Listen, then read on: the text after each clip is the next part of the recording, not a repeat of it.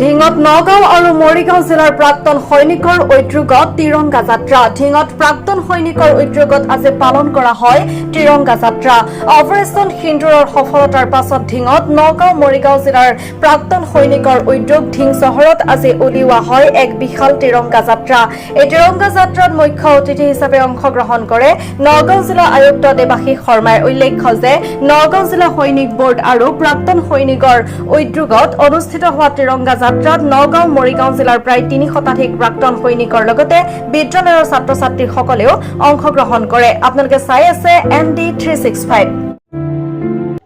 আমাৰ all x servicemen আৰু সৈনিক বৰ্ডৰ দ্বাৰা যুটীয়ভাৱে তেওঁলোকে আজি এই তিৰংগা যাত্ৰা তেওঁলোকে আয়োজন কৰিছে আৰু অপাৰেশ্যন সিন্দুৰক তেওঁলোকে স্মৰণ কৰিছে।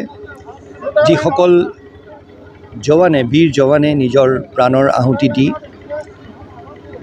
আৰু প্ৰয়োজন হ'লে নিজৰ সৰ্বস্ব ত্যাগ কৰি আমাৰ দেশখন যাতে কোনো ব্যক্তিয়ে বা কোনো দেশে বা কোনো মানুহে যাতে এটা বেয়া চকুৰে চাব নোৱাৰে।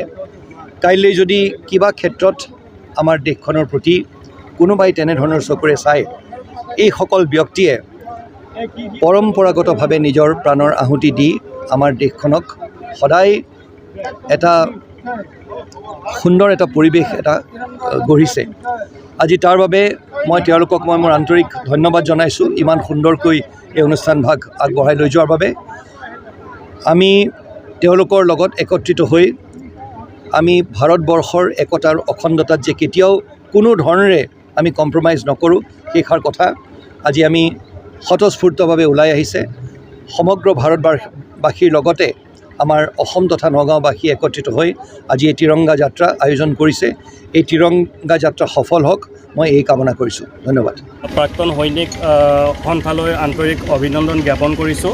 তেখেতলোকে আমাৰ নগাঁও মৰিগাঁও আৰু আমাৰ চুকে কোণে থকা এই 3খন ডিষ্ট্ৰিক্টৰ ভিতৰত যিমানখিনি অৱসৰপ্ৰাপ্ত সৈনিক আছিলে, বীৰ নাৰী আছিলে, সকলোখিনিক আমি একগোট কৰি জগন্নাথ মন্দিৰৰ প্ৰাংগণত এটা বৃহৎ তিৰংগা ৰেলী আমি আৰম্ভ কৰিছোঁ।